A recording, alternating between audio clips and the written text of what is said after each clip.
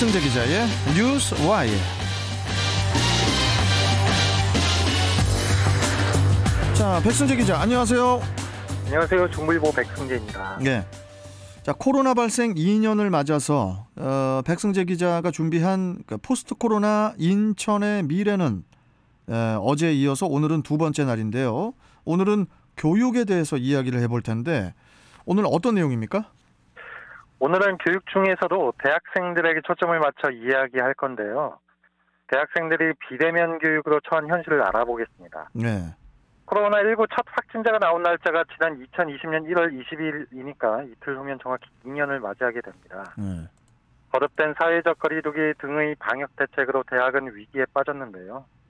2년 가까이 지속된 비대면 수업은 대학 내 교육과 소통 체계를 위축시키며 공동체의 형태를 완전히 바꾸어 놓고 있습니다.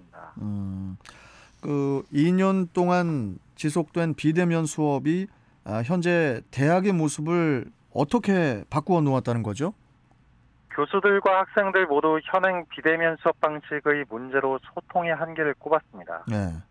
교수들의 경우 대학 교육은 학문적 탐구와 교류가 필요한데 온라인을 통한 강의는 강의자와 학생의 거리가 멀어져서 참여를 위축시키고 교육적 효과가 떨어진다고 설명했는데요. 학생들도 소통의 갈증을 느끼기는 마찬가지입니다.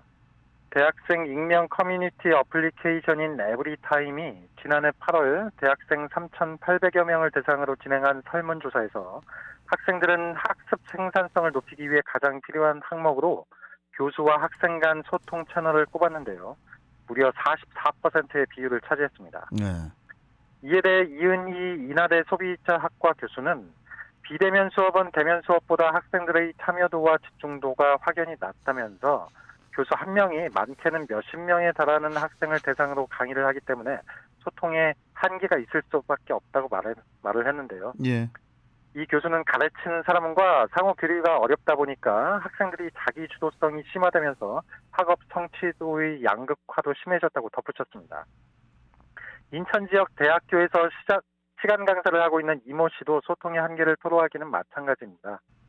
이 씨는 비대면 수업을 3학기 때 진행하고 있는데 수업에 불성실한 태도로 참여하거나 무례한 질문을 받는 경우가 많아졌다고 하소연했는데요.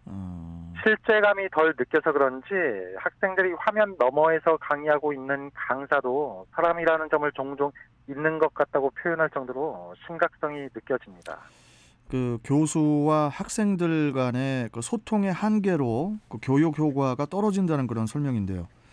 자, 그렇다면은 소통의 부족이 이 교육 외에도 끼치는 영향이 상당할 텐데 어떻습니까?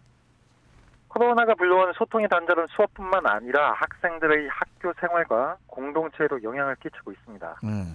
인하대에 재학 중인 한혜민 씨는 이달 초 총학생회 비상대책위원장을 맡았는데요. 그런데 출마자로 적고 투표율도 낮게 나오는 등 저조한 참여로 총학생회가 구성되지 못해서 비상대책위원장을 맡게 됐습니다. 한 씨는 코로나19 사태가 심화되면서 총학생회뿐만 아니라 대학 내 공동체 활동이 전반적으로 약화됐다고 설명했는데요. 한 씨는 대학 입학 후에 두 곳의 동아리에 가입했지만 비대면 상황이 지속되면서 활동 한번 못 해보고 나왔습니다. 동아리실 폐쇄 등으로 활동이 어렵다 보니까 많은 동아리들이 유지에 어려움을 겪고 있다는 게 한 씨의 설명입니다. 한창 그 동기와 그 선후배들과 놀고 또 공부도 할 시기인데 참 안타깝습니다. 네. 자, 그렇다면은 학과의 상황도 다르지 않을 것 같은데요. 어떻습니까? 네, 맞습니다. 한 씨를 비롯해서 이 학교 학생들이 호소하는 게 뭐냐면요.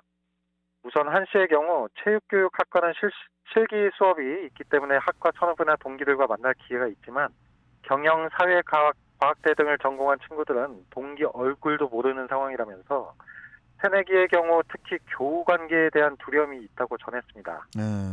나를 빼고 다 친해지면 어떡하지?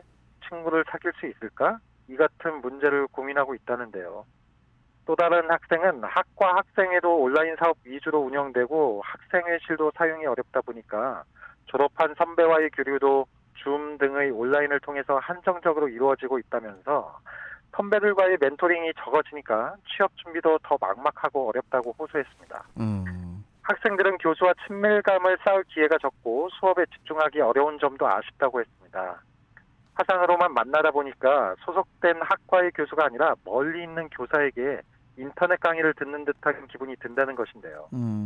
이에 학생들은 비대면으로 약화된 교류를 활성화하기 위해 다양한 활동이 시도가 필요하다고 호소했습니다. 학생들은 코로나19로 이어지지 못하고 사라지는 문화들이 있어서 앞으로 대학의 모습은 이전과 달라져 갈 것으로 예상한다면서 취업과 임용 멘토링이나 학과, 단과대 교류전 같은 대학 학업 활동이나 소속감을 느낄 수 있는 활동들이 늘어나는 등 대안이 마련됐으면 좋겠다고 말했습니다. 네. 이에 대해 전문가들은 방역과 교육 둘 중에 하나를 양보하는 게 아니라 함께 갈 수 있는 절충안을 고민해야 한다면서 비대면 수업과 대면 수업을 병행하면 교육을 위한 상호작용도 강화할 수 있을 것이라고 강조했습니다.